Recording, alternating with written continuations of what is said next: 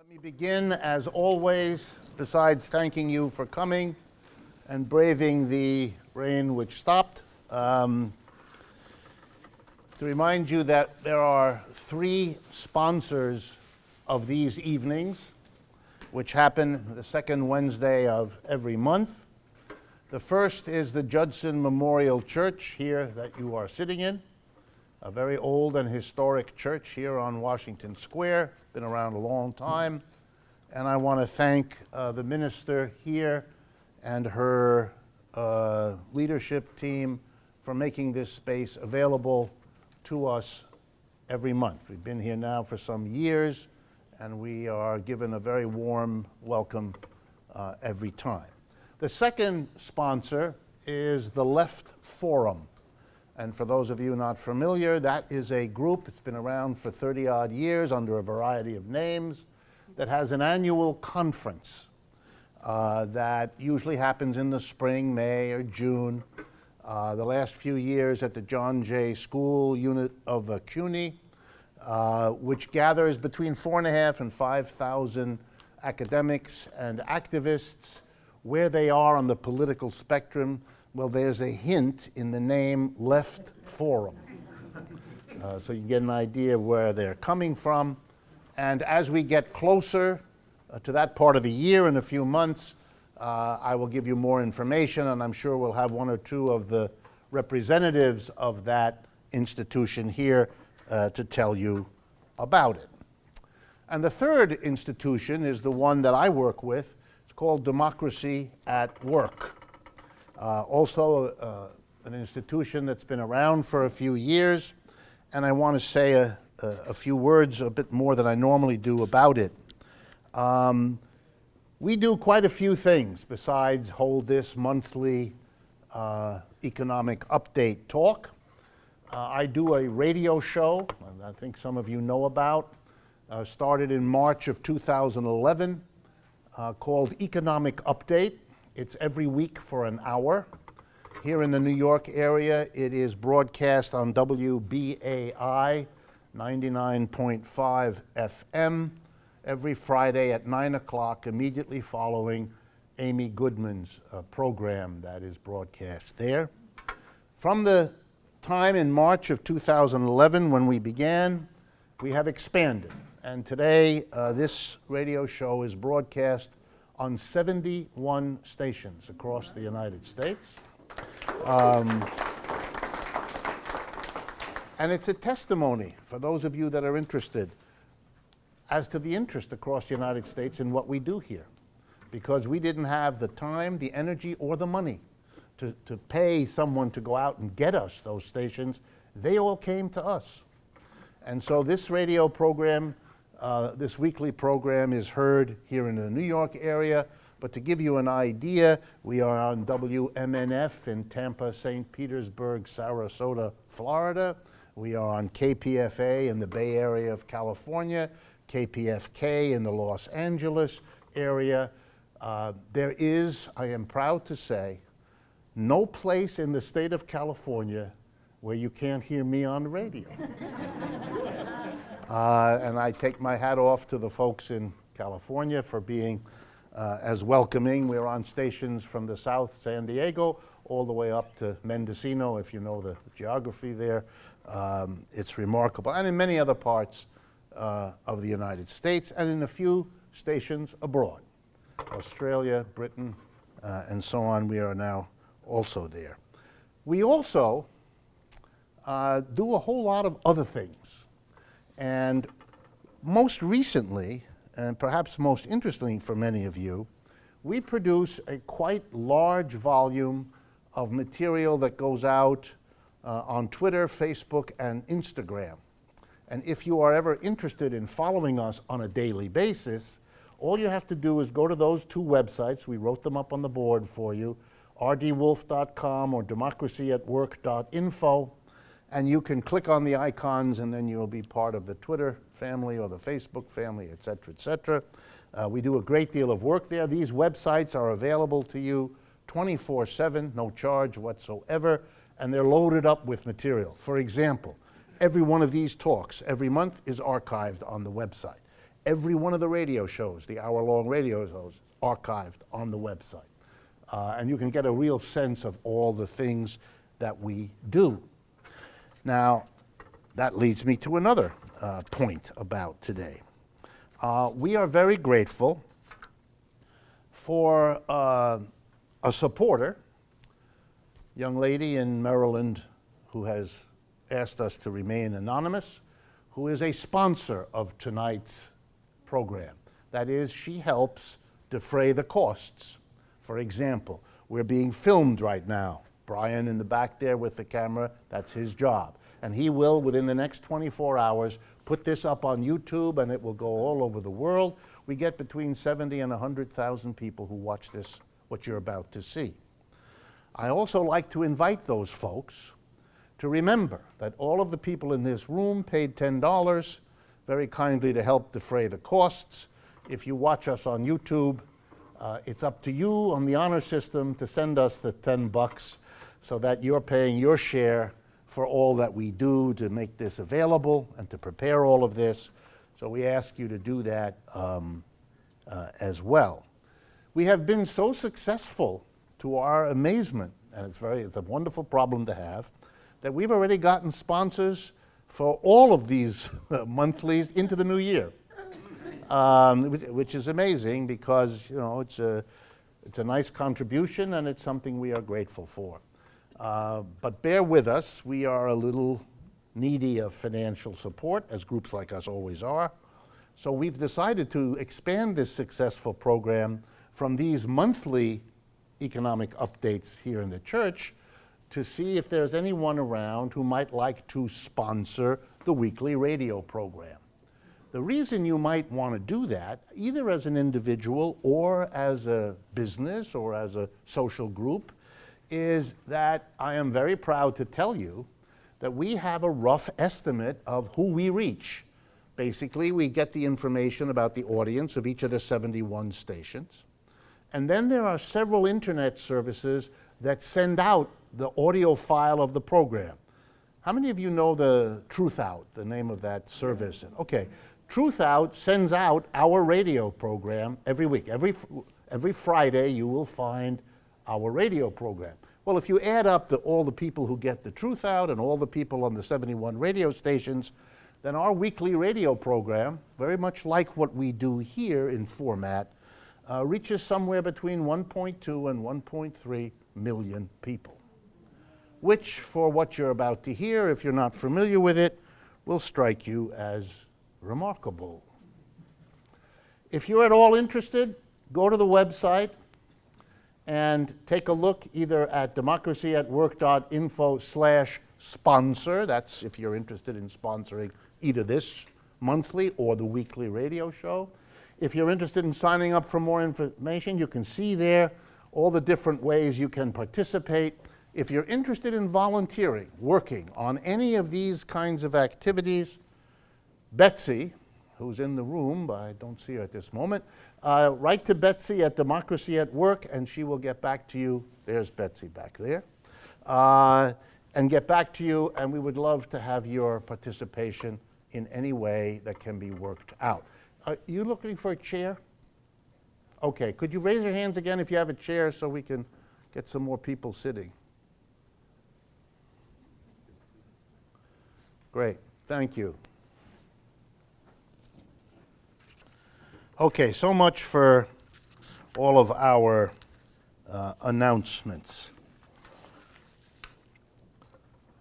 So what happened in the last month since I saw you, or at least many of you came and saw us? Well, as is happening more and more, I'm overwhelmed. I have so many things I need to talk to you about, to tell you what's going on in the economy. I don't kind of know where to start.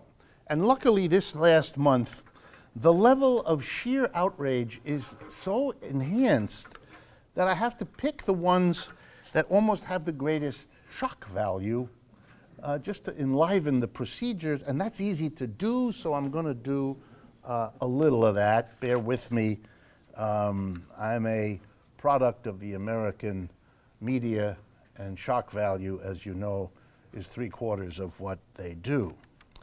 So let's begin.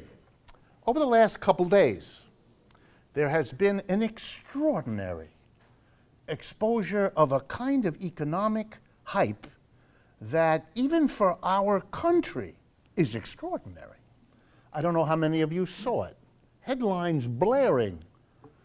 The median income of the American people is rising. The recovery is zooming. Words like soaring, zooming, flying high. It's just, wow, it's wonderful. It's so wonderful. It isn't.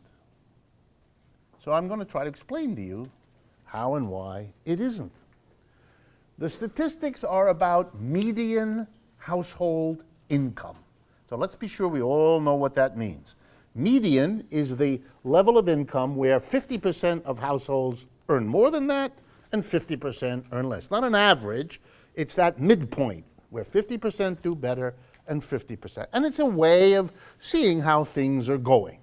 So let's look at the median household income here in the United States over the last 20 years. We're going to start, by the way, for those of you that look at the New York Times, the numbers I'm about to give you are in that article. The headline and all the hoop-de-doo goes in one direction, but if you actually read a very long article, you'll find these numbers. Okay. Adjusting for changes in the cost of living, so what you're getting is a measure of how much you can really buy with your income. In 1997, the median income of a household in the United States, $57,900. 57.9. 10 years later, in 2007, 10 years later, the median income was $57,400. In other words, 10 years and the median income in the United States was less in terms of what you could buy than it had been 10 years before. And in 2015, the last year for which we have information, the median income was $56,600. In other words, over 20 years, the line goes straight down. That's a lost generation of people, because during those 20 years, the output of goods and services in this country went up a lot. The productivity of workers, how much the computer and everything else helped you be productive, went up. The capacity of the economy to do well for people went up. But what actually happened is that people's median income went down. Well, how is that explained? Well, the answer is very simple. All of the increase in productivity, all of the increase in production went to the top 2 or 3 or 4%. That's it. Very simple. There's nothing complex about it. So what we have is a period of time in which the median income, the average situation of a household, has deteriorated. Not at a catastrophic rate, but at a steady rate for 20 years. And the gap between rich and poor has gotten crazy, wild.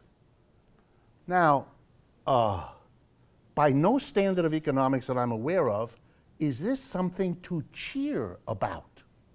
Is it true that over the last year it got better than the year before? Absolutely, that's true. And if you focus just on how it went from there, oh, it went up. Yeah, but it went up in a process that's a 20-year downturn. What's more important? What gives you better understanding of what's happening in the economy? The 20-year pattern or the 1-year aberration? The answer is obvious. Now, is it possible that for the next 15 or 20 years it'll go up the way in the past 20 it went down? Sure, I don't know what's going to happen in the future any better than anybody else. I do know that most of the stock market in this country and anywhere else doesn't believe anything remotely like that is about to happen, as I will show you in a few minutes. So we have an economy which for 20 years has deteriorated the standard of living of most American households while widening the gap between rich and poor. Now, it doesn't take a genius to understand that's why people are angry. That's why people are pissed off. Pissed off is a technical term in economics. We use that often. And that's why Trump is attractive, or Bernie Sanders is attractive, or maybe the old establishment is unattractive. All of those things are wrapped up with an economic system that's performing this way. to write a headline, soaring improvement, is really weird. What do you do? What is the point? And the only answer that I can come up with is, we are in the middle of an election campaign, and the people, Obama, Clinton, need to to explain that we're doing wonderfully, because that's why we should stay with them. And Mr. Trump, on the other hand, is more likely to say things are not so good because, you want to change and I'm going to fix it all. All right, so that. Now, but let's stay on that and do a second way of getting at it. And for that, I was really blown away by a speech given this last Tuesday. And this was in a conference in Washington, sponsored by Stanford University and the University of Chicago, two of the leading universities in the United States. And the speaker at this conference was Alan Greenspan. Alan Greenspan used to be the head of the Federal Reserve. He was the person who has been replaced by Janet Yellen, who's now the head of the Federal Reserve. And I was struck. Mr. Greenspan is very alert, very good speaker. He's also 90 years old. And those two things don't often go together, but it does in his case. And I wanted you to understand what he told this very prestigious conference in Chicago yesterday of this week. Because it's another perspective on the economy. Mr. Greenspan is a Republican, for those of you who don't know, and served under a number of presidents, but was basically put there, I think one of the Bushes maybe, or maybe put him there. Okay. I'm going to quote now. On the economic front, the U.S. is headed toward stagflation, a combination of weak demand and elevated inflation. Now, a line I love, quote, from Mr. Greenspan. Politically, I haven't a clue how this comes out. Well, you may enjoy his words, which is good, but I want you, this is a man whose job it is to observe and understand the American economy for his whole life. And I want you to put together the hype of we're doing wonderful, it's recovery, and this conservative Republican's notion of where we're at. But it gets better. We're not in a stable equilibrium. If I had time, I would talk to you about a stable equilibrium. Economists are in love with stable equilibriums. A stable equilibrium is pretty much what it sounds like. It's a place where everything is nice, and it's going to stay there. It's a stable equilibrium. And economists really want us to be in a stable equilibrium. And the reason they want us to be there is because we never are there. And so it's like heaven, We're convinced it's there because we're so clearly aware that whatever it is, we don't have it now. And it would be better if we could maybe have it. And because you're an economist, you then write a few equations on the board. Economists these days have to be junior mathematicians. And you show how the lines crisscross in such a way that we are at a stable equilibrium. That's why Mr. Greenspan is really hurting our feelings by saying, we're not in a stable equilibrium. I hope we can all find a way out, because this is too great a country, he's a Republican, remember, is too great a country to be undermined by, how should I say it, crazies. That is not part of economics. Crazies. What in the world? He's worried that the United States is going to be undermined. Woo, that's a powerful word. We're going to be undermined by crazies. The article here, this is taken from The Economist, covered it, could not figure out, The Economist is British, so you have to allow for this, they couldn't figure out what's crazies. So they went further and listened to him, And then they noted in their article that in his comments on Tuesday, Greenspan traced the rise of populism in America all the way back to 1896 and William Jennings. There's the clue. Crazies are populists. And if you read the American press, populist was a word applied to Bernie Sanders and to Trump. They're populists. So those are the crazies that threaten to undermine America. Greenspan repeated his concern on Tuesday that increased government spending on Social Security and health care are leading to slower economic growth. Now we know we're in Republican territory. We shouldn't be spending money on Social Security and health care. He bemoaned. I don't know if it literally means he began to moan, but if you're giving a long speech and you're 90 years old, you probably moan a little. He bemoaned the fact that neither presidential candidate was talking about reining in these excessive expenditures on Social Security and health care. Nobody wants to discuss it, said Mr. Greenspan, for fear of a political backlash. He's afraid that the crazies are going to undermine America. And how are they going to do it? They're going to keep spending on Social Security and health care. Oh, our country is going under because we're spending too much on health care and Social Security. And now the one that you gotta love. This is the final passage.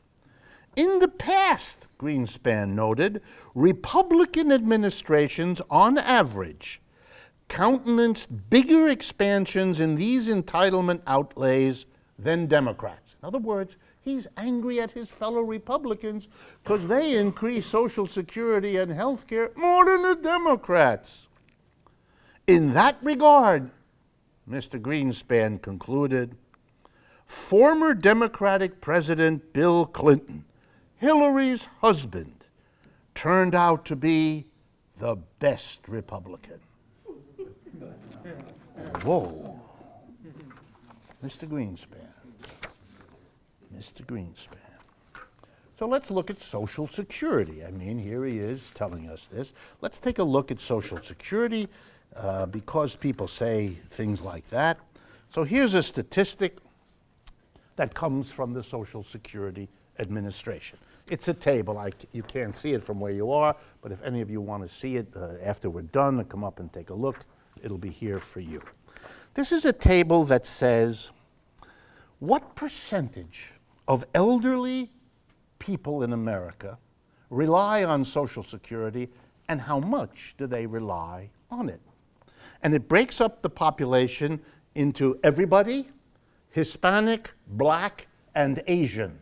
Why they broke it up that way, a mystery to me, but they did. So let's begin, in case you didn't know this, because I doubt Mr. Greenspan did. Okay, all people, everybody combined. How big a percentage of the elderly rely on Social Security for more than half of their annual income? Answer, 65%. Let me make sure you all get this. 2/3 of Americans would lose more than half their income if there weren't Social Security. Those people would be, to use a technical term, piss poor, or worse. What percentage of the American people rely on Social Security for more than 90% of their income, elderly? Okay? For Americans as a whole, over 35%. So more than 1/3 of the elderly in America live off Social Security. If you know what Social Security pays, you should have a healthy respect for how those people are being screwed. Black Hispanics, more than everybody else, rely on Social Security. That's across the board. For more than 90%, over 50% of elderly Hispanic American people, over 50% of them rely on Social Security for more than 90% of what they did. 100%. The last part of this is what percentage of these different groups rely on Social Security for 100%? That's all they have. They get Social Security, they don't get anything else. For Hispanic Americans, over 40% live off Social Security. For African Americans, a little bit less, about 35%. For the population as a whole, 25%. 1/4 of the elderly in this country, we're talking tens of millions of people, depend entirely on Social Security. And Mr. Greenspan wants to cut it a lot. Why? So we have more economic growth. Oh, that's what we had the last 20 years. Lots of economic growth. And at that time, the income, as I talked to you 10 minutes ago, went down of the American people. So what he wants is to take money away from the elderly so we can have more growth to make the top 5% even wealthier than they already are. What a program. And the people who advocate this have a good chance of being the next president of the United States. Think about it. Think about it. Okay, next. This is an old problem, but it just popped up again, so I need to mention it to you. For many years, until about a couple years ago, the European Commission, which is the governing body of Europe, was led by a Portuguese politician named José Manuel Barroso. Some of you who follow European economics will have remembered his name.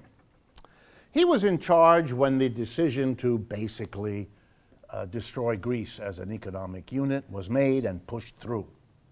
He was the guy who believed in the importance of austerity, a program in which you cut government programs, raise taxes on the mass of people to pay off the debts that had been incurred by the countries to bail out the banks that had collapsed in 2008. This wonderful arrangement where the banks collapsed, that went to the government bailed them out. That was very expensive, and the government is recouping the money by not spending on silly things like, I don't know, Social Security and health care in Europe. Mr. Barroso pushed all of that. Last week, Mr. Barroso announced his new job. He's retired from his position as head of the European Commission, and he has taken a new job at a company called Goldman Sachs.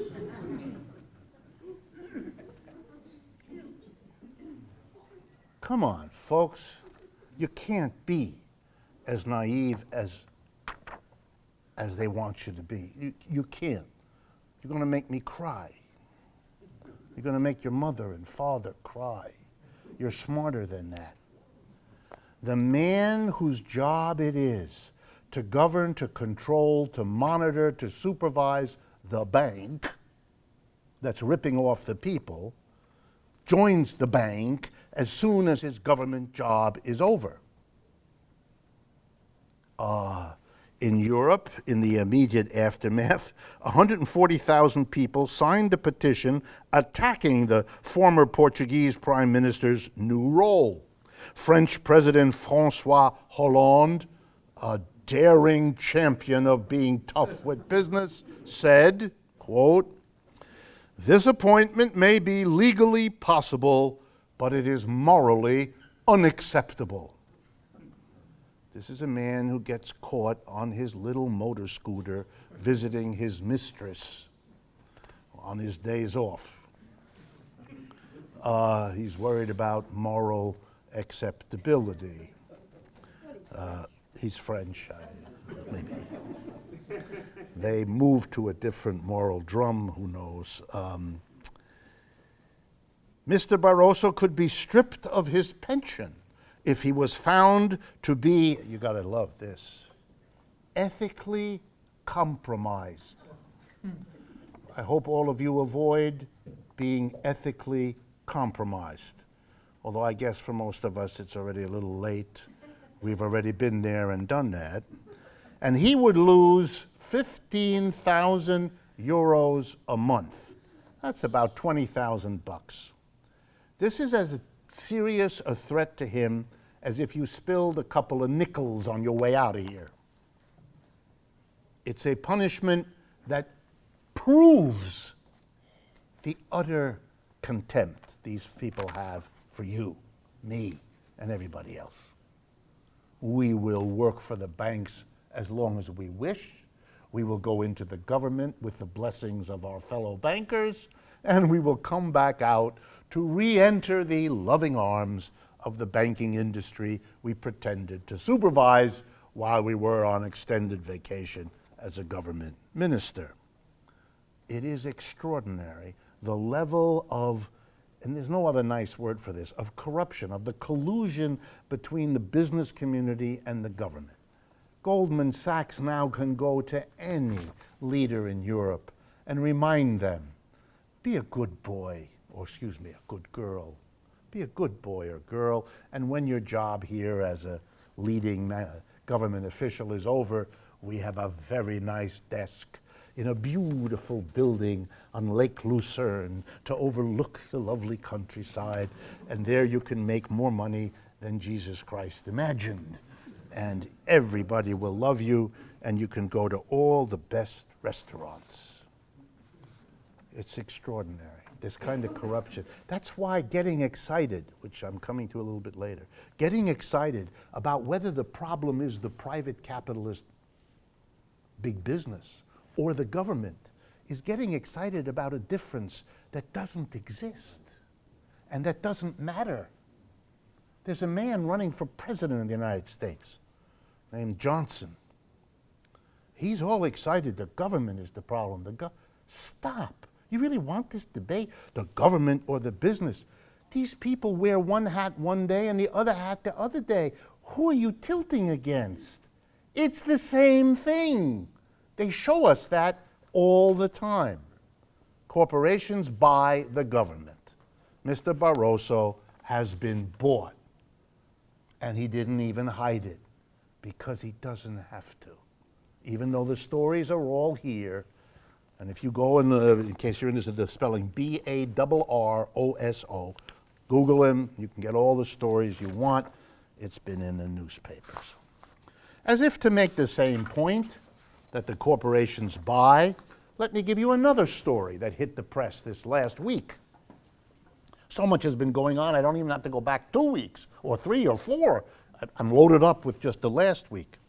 This is a story that appeared everywhere, and in this case, the companies are buying academics, which, by the way, they do with the same easy spirit with which they buy government officials.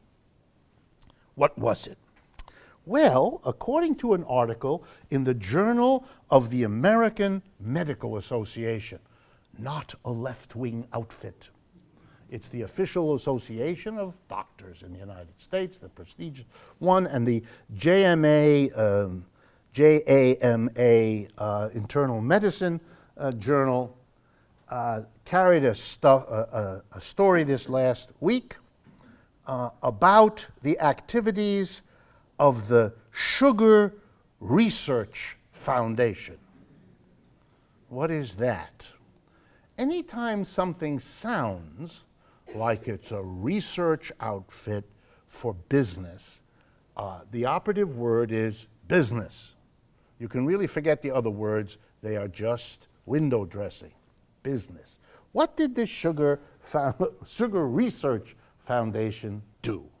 According to the Journal of the American Medical Association, here's what they did. They were upset that in the 1960s, that's when this story that they're covering happened. In the 1960s, Americans were being told that it wasn't good to be fat. It was better to be thin. This is going to come as a major surprise to all of us. and that to avoid obesity and all those other things, we shouldn't eat sugar because it makes you fat. This information was coming from some benighted nutritionists who were bemused in the idea they were helping people. The Sugar Research Foundation didn't like the idea. This, of course, had nothing to do with the fact that they were the Sugar Research Foundation, funded by the sugar industry, the producers and users of sugar, who, of course, were completely neutral about the thought that Americans would stop buying sugar in order to avoid getting overweight. So they did a big research, because they're a research foundation, they did a big research, and they discovered, which they then made public, they discovered that obesity, overweight, heart disease, 47 bad things were entirely due to fat. Don't eat fat. Cholesterol, fat, it's awful. It creeps up on you when you're sleeping and inserts itself into your chin. Don't do it. So successful were they by playing around with research, reporting some research, not other, playing games. And to make it all look good, the Sugar Research Foundation, and you gotta love this, contributed to the research of 2 Harvard professors who did the work to show that fat makes you fat, sugar is no problem. One of their slogans, if sugar was so bad, if eating candy was bad, how do you explain to all those little kids who aren't fat and who eat candy? High science this is. Very sophisticated.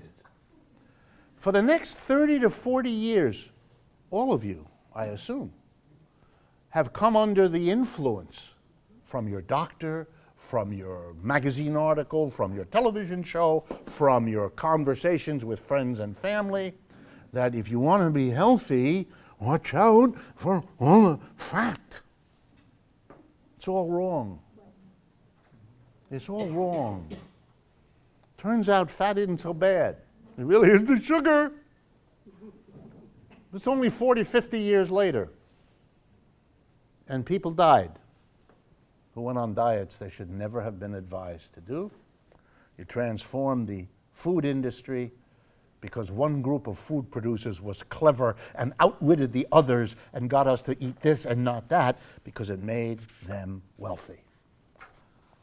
Stories are full of it, but you can get it anywhere. And if you're any of you interested, you can come up here and look at this article.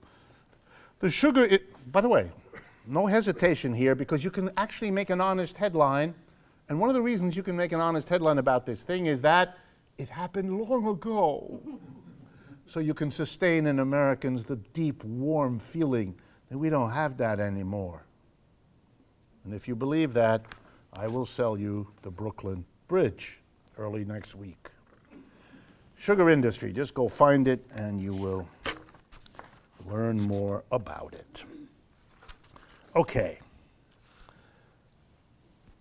What do all this add up to? Well, if I had time, which I don't, I would tell you about some other events that happened.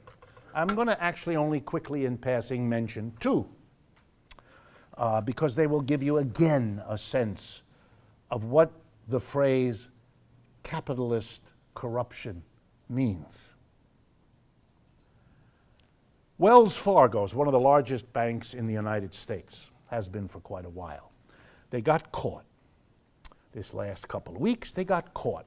Here's what they did.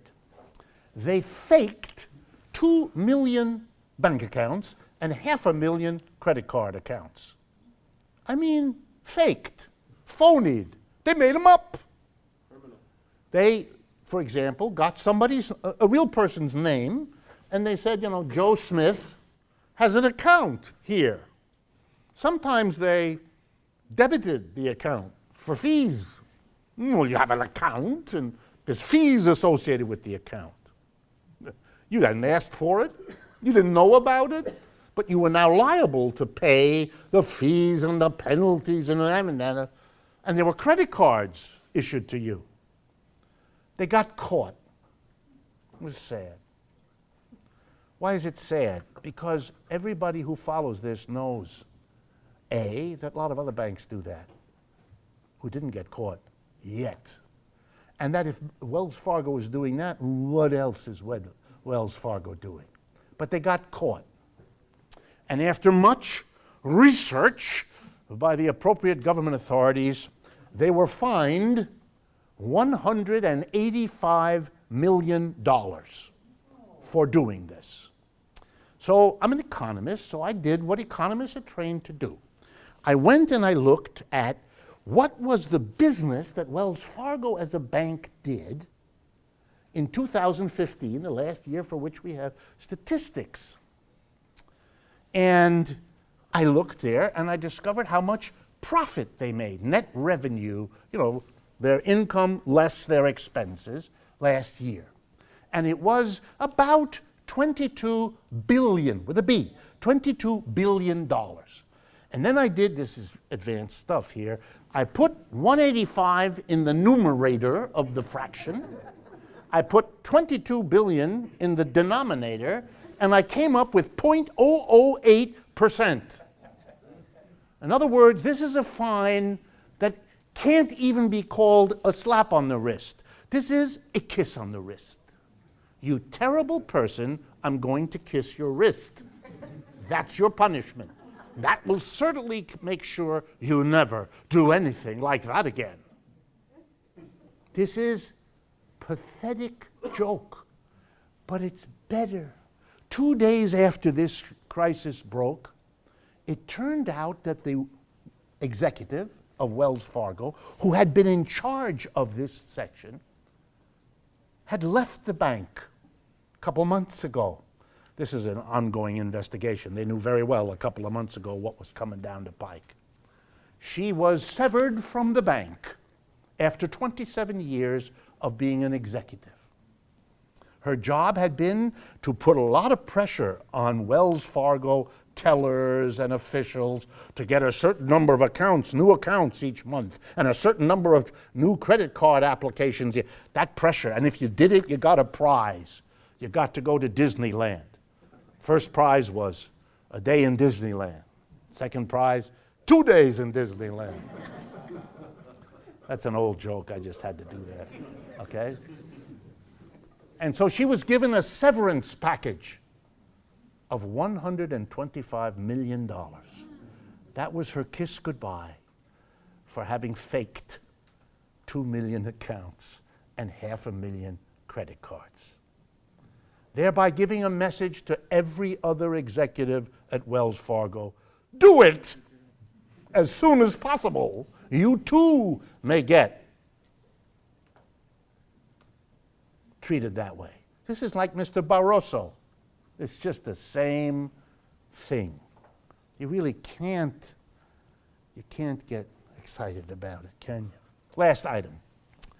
Poor Ford Motor Company. You've heard of that. It's been around a while. They got caught too. It turns out that in a lot of Ford cars, as you're driving along, the door opens. You don't have to do anything.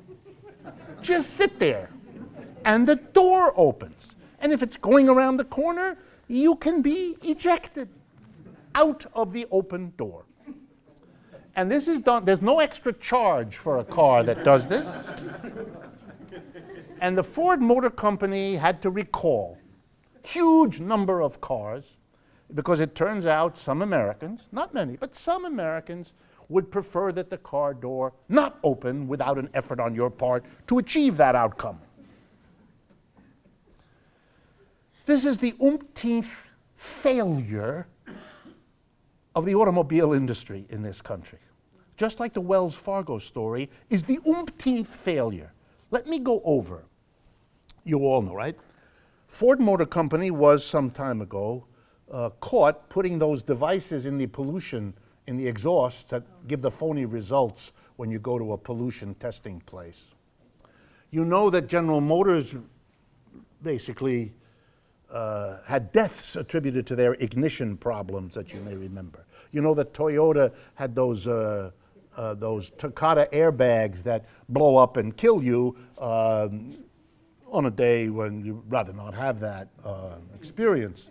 And you know that Volkswagen, beat everybody by literally having millions of tons of pollution into the air because they phonied up, like Ford had done earlier, the device that gives you the outcome when you're being tested that is different from what you actually emit as you drive down the road. So how many people have emphysema because of it? How many people have asthma because of it? How many people died of lung cancer because of all this pollution? We don't know. But we have seen evidence after evidence that allowing automobile production to be done by people whose number one goal is profit will lead them to find ways of making profit that cause death, injury, and mayhem in the society. And the beauty of our society is all that evidence leads no one to say this is much too important an industry in the world to be allowed to be managed by private profiteers because look what they've done. This idea doesn't occur to anybody. So we're going to have a punishment. You're going to have to pay a fine. The same punishment we've been giving them for 50 years, with the result that they keep doing it. I believe the definition of insane is when you keep doing the same thing and it doesn't have the desired outcome, but you keep doing the same thing. They put you in special places if you behave like that. We are a whole society that behaves like that. The banks, the major banks in America have paid billions, by the way, billions already in fines, for getting together to collude to control interest rates in the world, the so-called LIBOR scandal in England. They got caught phonying the mortgages during the mortgage meltdown of 2008. They've got caught money laundering with gangsters around the world and drug money. They got caught most recently manipulating the foreign exchange market. Everything the banks do, they've been caught doing illegally or unethically. And once again, we're going to have, oh boy, a law, a rule, a commission. We've done all that. It doesn't work. And if you keep doing what doesn't work, you're crazy. You're the kind of person that's undermining America that Greenspan knows about. You're a crazy. What the conclusion is, why do we allow banking, something so central to every economy, to be in the hands of people whose first goal is to make money off of it? Not to serve the larger community, which depends on the money and the banking, but to make their own profit, and who turn out, what a shock, to do things that are good for their profit, even if it isn't good for the larger society. I just gave you 15 examples in 20 minutes, and I could give you 50,000 examples. The books are full of them. But the conclusion, what? That we shouldn't have a private sector? We shouldn't have a small number of people making these decisions? If large numbers of people were involved in all these decisions, it'd be much harder to pull this stuff off. The chances of it being exposed, whistleblower, and all that would be much greater. So let's cooperativize these industries, make them public co-ops, and then we will maybe take a step to reduce this. No. We're going to have another law, and another commission, and another bill, and another candidate who promises to give us that. Okay, let me turn then to Labor Day. Here we are in September, where we celebrate Labor Day. So, little history, and then let's jump into it. What is Labor Day? This is very peculiar to be in America and talking about Labor Day. I assume you all know that in the rest of the world, labor is celebrated, has its day, but it is on May 1. Almost everywhere in the world, labor is celebrated May 1, May Day. And that is because of an event that happened in 1886, I believe, in Chicago, when a group of workers were demonstrating for something which in those days was a pie-in-the-sky idea, the 40-hour week, that the work would be reduced to be 40 hours long per week, because workers typically worked much longer than that at that time. And they had a big demonstration, and somehow in the big demonstration, shots were fired, and there was a big to-do. And the police arrested the kinds of people that the police in those days enjoyed arresting. And in this case, they were anarchists in Chicago. I know this may come as a shock to you, but Chicago had anarchists. Not real many of them, and their population was severely reduced by the dozen or so that the police arrested. And they found them guilty, and they executed some of them. And that was considered an assault on the working class of the world, that it wasn't really proved that these people had anything to do with the shooting. They insisted that they were all innocent, that they had just been picked up by the police because the police were after the anarchists. I wasn't there, obviously. I don't know. But it became an international workers' holiday. And here in the United States, it was celebrated for a while, too, and that got a number of American politicians very upset. So they decided that we would not participate as a nation in the May Day celebrations the way people in almost every other country do. So we wouldn't have it on May. Little things make big differences in some countries. So we don't have anything on May 1st. We have little children who hold colored banners and dance around a pole. Labor happens in September. It's about as far away as you can get from May. And we do things here that nobody else does at all anywhere else, because a early Monday in September means exactly nothing anywhere else. But here we have Labor Day.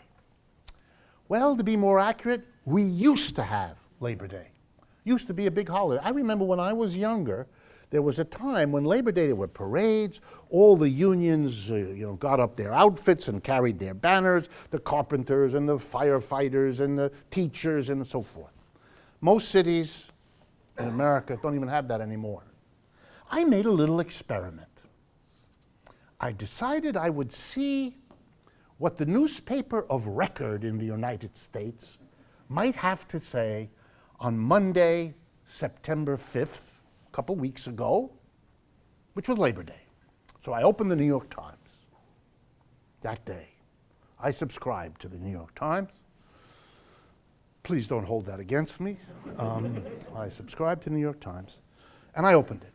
And I'm proud to tell you that on the front page of the New York Times, there was absolutely nothing devoted to any subject, no matter how far-fetched might be its connection to labor or Labor Day or labor events. Nothing. So I opened the paper, and I read inside. I read the first section, I read the second, the sports section, the business section, nothing. Even USA Today, a really great newspaper, had something about Labor Day, but not the New York Times. Not one word. Amazing. They didn't even have a word about labor in the face of stunning facts about labor of this last couple weeks. That's what made it so interesting. The Friday before Labor Day, the 2nd of September, this month, for those of you who don't know, was the largest strike in the history of the world. Let me do this again. On the 2nd of September, this month, was the largest strike workers have ever mounted in the history of the world. Where? India. India. Tens of millions. The organizers said 150 million. The government said half of that. Whatever the truth is, it doesn't matter. It's the biggest.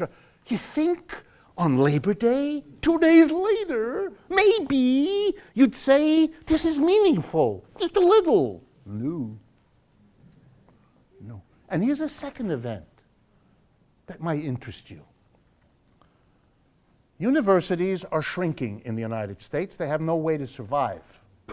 Their social function is over for many of them because business is moving to the other parts of the world.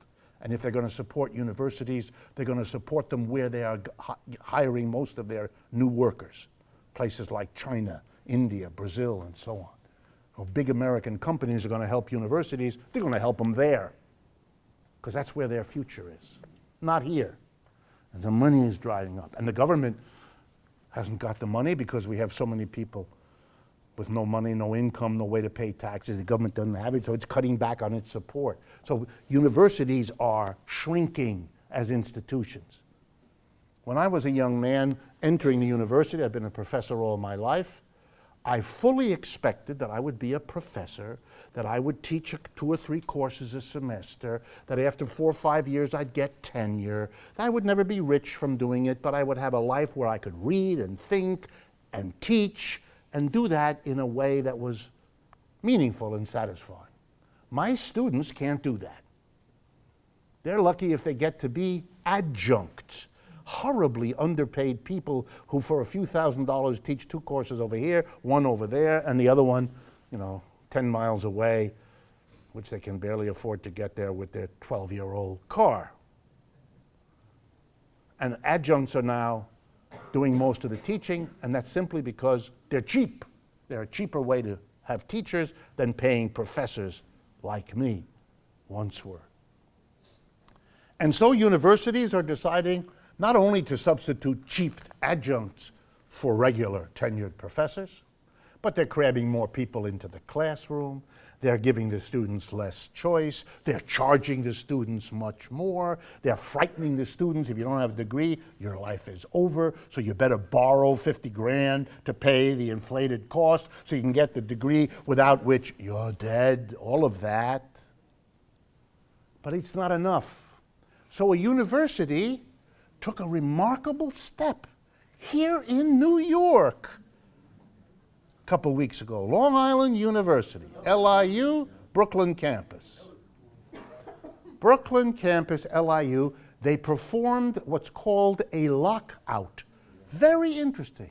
School was to start, I believe, either the 6th or the 7th of September, so we were talking very recent. And the university locked the doors. The professor, not to the students, to the professors. The professors could not get into their offices, where, by the way, they had a lot of personal property, and they could not get into the classroom. The students were allowed in, but not the professors were locked out. This is not a strike. The union didn't call a strike. The union didn't withhold the labor of the workers. That's a strike. This is the Long Island University. And the students were told, don't worry, come to class. Administrators will teach you. Hey, that's cute. Administrators didn't go to school. Or maybe they went to school for administration. And that is a bad joke.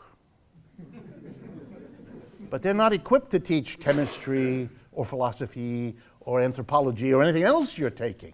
So you're paying a ton of money, of which you borrowed a lot, so you're deep in debt, to have some glorified executive secretary teach you what he doesn't understand.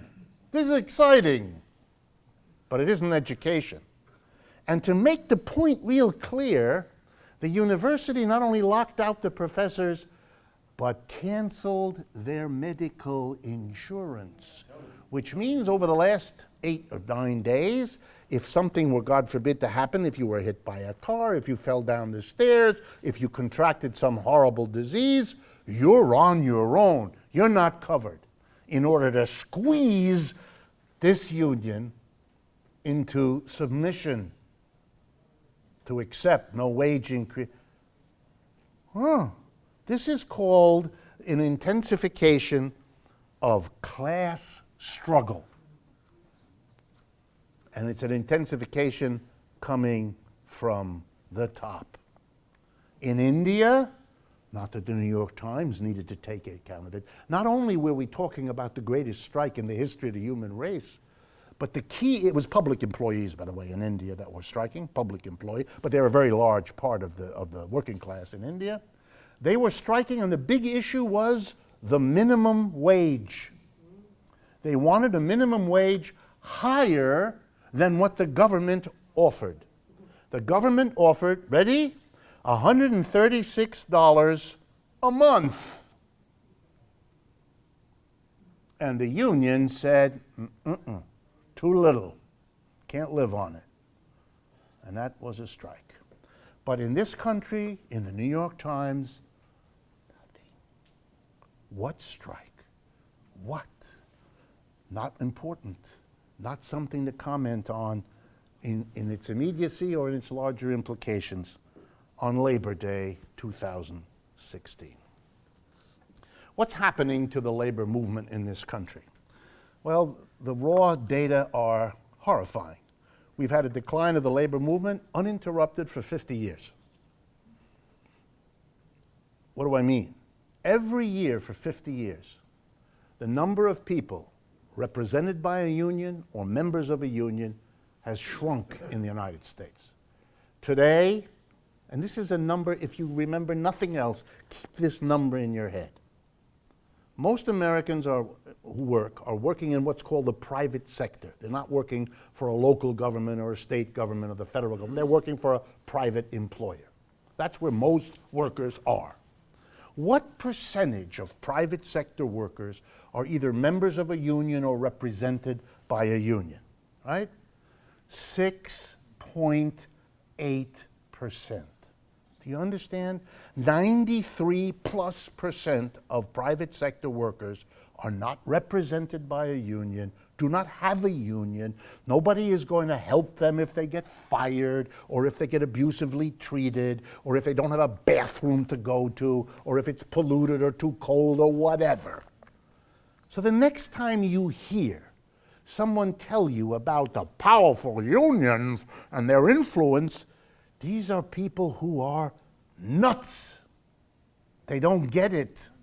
They don't want to get it maybe, but they don't get it. You can't have an overwhelming influence on the society's working conditions if a union has less than 7% of anybody in it. Now you could, there are countries where the number of people who are members of a union is very small. The number of people in French unions is very small. But the power of the union is large because the unions negotiate with the employer contracts that cover everybody, whether you're a union member or not. They have national union contracts.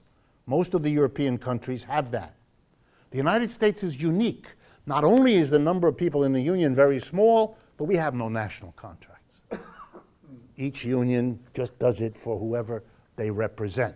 So what's called the coverage is the same as the density of labor participation and labor union activity. We have no unions. They're in the process of dying. They've been dying for so long. The only question now is how much longer before they literally disappear. There are already industries where they don't exist. Some of you have been reading about efforts over the last couple of years, or more than 2 years, the fight for $15 an hour in retail workers and fast food joints and things like that, where people are paid $8, $9, $10 an hour and are trying to get 15. For those of you who've never done the math, do it. $15 an hour, 40 hours a week, you fall below the poverty line in this country. So the goal is to get to a place where you'll be in poverty. If we had time, I would stop, as I tell you often, and play the national anthem. But we don't have time, so I just hum it quietly to yourself as I proceed. What's going on? What has been one of the biggest sources of attack on the labor movement that explains this decline? Well, there are many factors, not just one or two. We have had now for a good half a century an assault, an ideological, cultural assault on unions.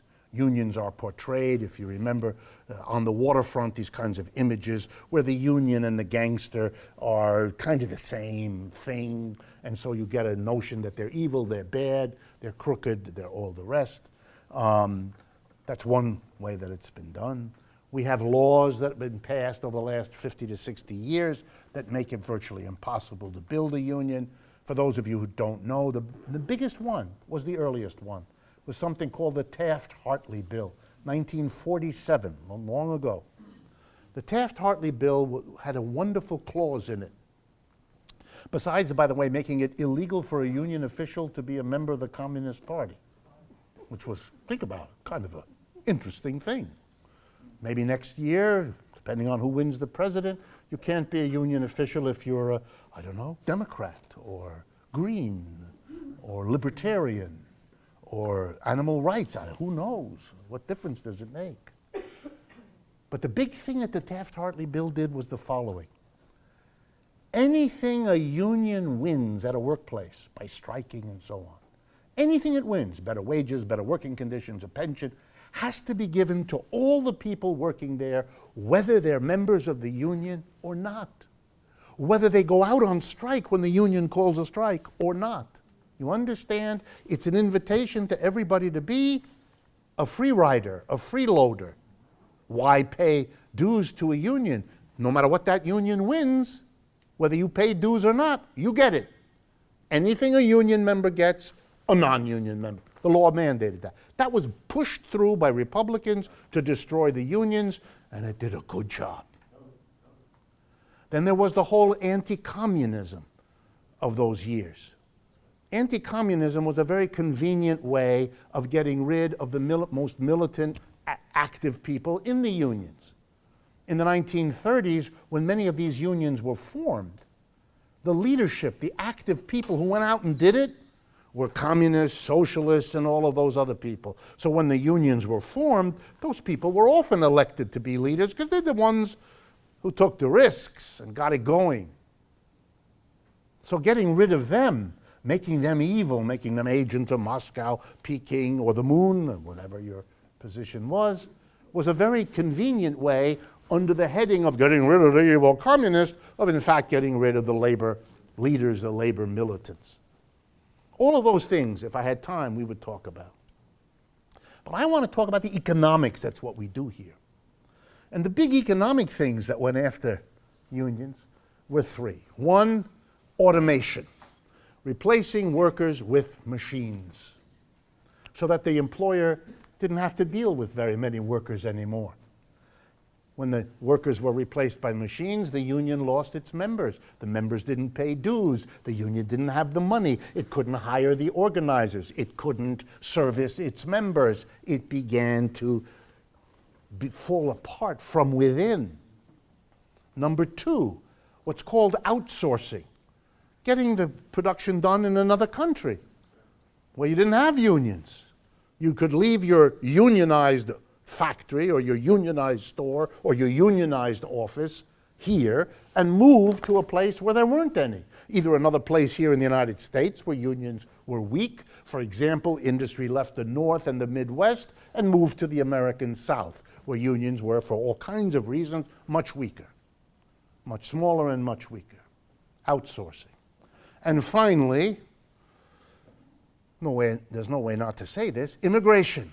Immigration brings in all kinds of people who are different religion, different skin color, different cultural background, and that's a whole new problem for the union to figure out how to welcome these people, if its own members are willing, how to find a way to manage the fact that they're competing for the jobs, your union members. This is very complicated and very difficult, and the unions were not prepared for it, and you could see what has happened. Well, you put all these things together, and unions fell apart. And here's the one that I want to focus on and to end with. The countless times, and I mean tens of thousands of times, where the following scene unfolds. The workers are called to a meeting in a factory, an office, a store. And the employer says, I have to speak to you all. You are my 400 workers here, or my 2,000, or whatever it is. And as you know, as your boss, I love you, each and every one. And I've always taken good care of you. And I always wanted to. And it really hurts my feelings to have to tell you that I now face terrible competition from other people who make whatever it is we make here. And you know why? Because that competition, my competitor, moved his or her business to Shanghai, or to Sao Paulo, or to Gujarat in India, or someplace, and they're paying their workers next to nothing, and so they can offer the product at a low price and still make money. I can't. If I offer at that price to compete, I don't make anything, because I got to pay my workers a lot. And you know, my workers, that's you. So I have to tell you, tomorrow morning, I'm leaving. I'm going to China, or India, or Brazil, or wherever. And it really pains me that you're going to all lose your jobs. But here's something you can do to at least postpone my leaving. I won't have to leave if you accept lower wages, no pension, fewer holidays, only one bathroom per 5,000 people. And we'll clean it every month once, whether it needs it or not. Right? Now, you don't have to do any of those. I'm not forcing it. But if you want me to stay here, you got to meet me halfway, folks. Because otherwise, I'm gone. And with me goes your job, and your life, and your income, and the house you can no longer make the mortgage payments on, and your children's education, which you can no longer afford, etc., etc. At that moment, something happens which has many different names, but we're going to reduce it to its essence. Begging. The workers begin to beg. And if they have a union, they have their union officials beg. Gee, how about we don't give you back our entire pension, just a portion of it? How about if we accept lower wages, but not as much lower as you? Please, could you stay? And sometimes then a wonderful thing happens. The employer says to the union, okay, I'll stay. You give me half the cuts I've asked for, but there's one more thing I want you to do. I want you to go with me. I'm the boss, you're the union. I want you to go with me and talk to Mayor whoever he is, or Governor whoever he is, or Senator whoever she is. And together we're going to say, we've got a plan to keep these jobs here in Brooklyn. But it needs a government subsidy to make it work. Between you giving me $50 million from the government and the union giving me cutbacks of all the things I have to give them, I'll have enough reason to stay here for a couple of years, and that will at least postpone the disaster. And the politician, what is he going to do? The company wants it, the union wants it. If the politician says no, the company and the union are going to badmouth that politician. They're going to vote for him. He knows that. So he does it. He takes $50 million that used to be for the daycare center or the school or the hospital, and he uses it instead to fatten the profits of the corporation that organizes all of this. And guess what? Members of the union look back on this a year, 2 years later, saying, what do we have a union for? Our incomes are falling apart, our job conditions are falling apart, and the union didn't stop it. The union didn't prevent it. At best, you can say the union made it less awful than it might otherwise have been. Not a very powerful reason to love your union. So the unions have disappeared. Is there an alternative? And the answer is not if the unions stay with their strategy of the last 100 years. a strategy called collective bargaining, a strategy where you represent workers and you bargain for a better situation. The reason it doesn't work is that the employers have an option they didn't have before, which is to leave and to go someplace else and to basically say to you, all of you, you do what I want. You accept the wages I want. Yeah. By the way, they can dress it up in wonderful language. You're not going to be screwed by me, not at all. I am going to help you enter the gig economy. Huh? What? The gig economy is how I pay you less, give you less, with a less secure job. That's like saying, I'm not going to give you meat anymore. But instead of saying, I'm not giving you meat, I'm going to say it this way. I'm going to help you lose weight by learning to cook with hamburger helper. Huh? Yeah, that's what poor people eat around the world. Grain, flavored with a little meat juice. Hamburger helper is grain. And the surprise is, no meat juice, not even. Just grain. Just grain. Yes, and it's healthy. Wonderful. The point is, it's cheap. But if it helps you to think that because you don't get any money, you are now going to be healthier, be my guest. The unions can't fight this. They have to understand the capitalists now have a trump card. No pun intended. A trump card. You don't cave in. You don't give it up. I leave. I don't need you. I can go to Canada. I can go to Mexico. I can go anywhere.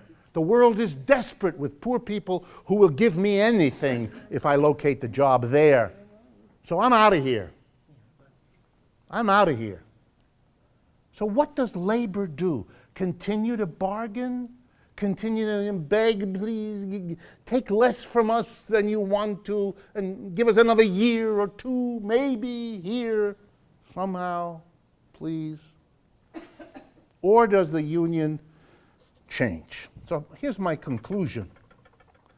There is an alternative, but it takes courage. But it isn't all that complicated. Here's how it works. Again, imagine the scenario. 4,000 workers gathered in a big room. The employer comes in, gives them that speech that I just told you about. I need you to give me all back your pensions and accept lower wages and give up your holidays, and then I'll stay here. But if you don't give it all up, I'm leaving. Imagine the shock if the union leaders stand up and they say to the boss, go already. Have a nice trip. Get the hell out of here. We don't want you. We don't need you. But let us give you a little advice before you pull up and leave. The minute you close this place and think you're leaving, we're going to take it over. We're going to get it. And we're going to run it because, you know, we know exactly how. You know why we know how? We've been doing it for 50 years. We'll run the factories. We'll fix the machines. We'll run the offices. And not only that, we're going to send people all around America and say to your customers, you got a choice now. You can buy from the old company, which is in Shanghai. The company that abandoned the United States, that abandoned this community, abandoned these workers, abandoned this city.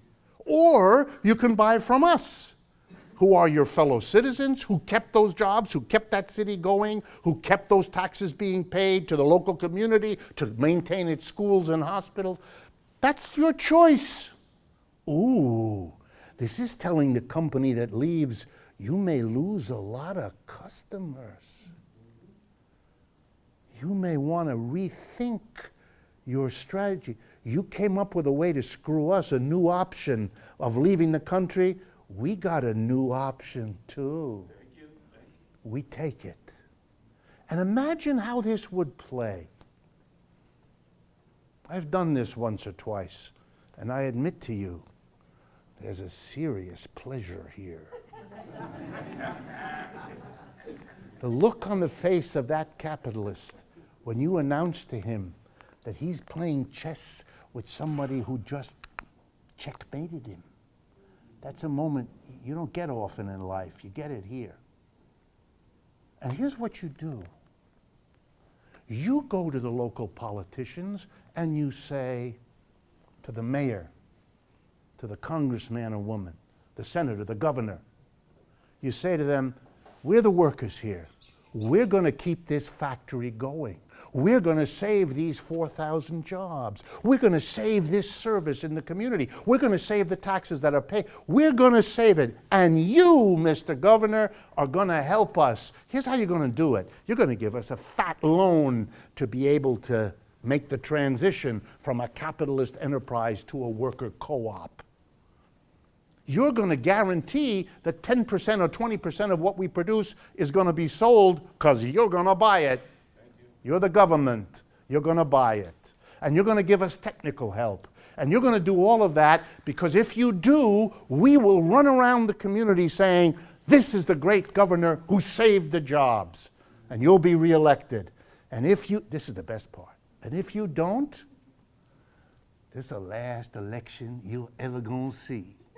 Because we're going to run all over and tell everybody, you're the one who worked with the company that left, who helped the people who destroyed this neighborhood.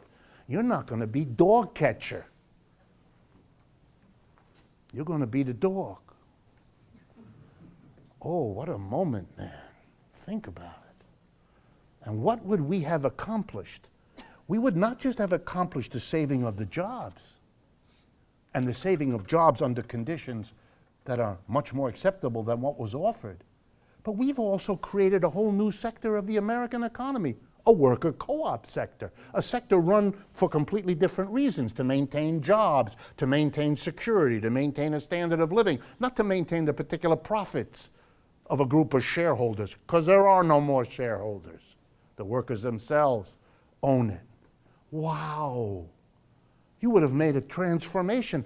And here's the reason why the labor movement ought to be interested. One of the most powerful arguments against labor unions has been, all you care about is your members. The labor unions that go in and say, no, we're taking over the industries to create worker co-ops, they're going to recapture what they once had. They're now the vanguard of a social movement. They are changing this economy to make it work for everybody. The union will once again become the champion, the forward-leading element of a progressive transformation, something the unions once were, but long ago lost. Here's a way to recover that. You're not just working on this or that union. You're changing the society from one governed by profits and capitalism to one governed by solidarity and worker co-ops. What a redefinition of a labor movement. What a way to celebrate Labor Day with such a shift in focus. So when you hear the statement, the unions can't do anything, sure they can. But they have to have the courage. They have to be able to say, we've been following the same collective bargaining strategy for 50 years, during which we have declined in membership, power, influence, strength. And that means if you have the same policy and you keep losing, it's time to change your strategy and tactics. Here is a way to do that. Here is a direction in which to go that offers a whole new vista for what a union represents, what it means. It isn't anymore get a better wage, get a better holiday. Get a better life becomes the issue.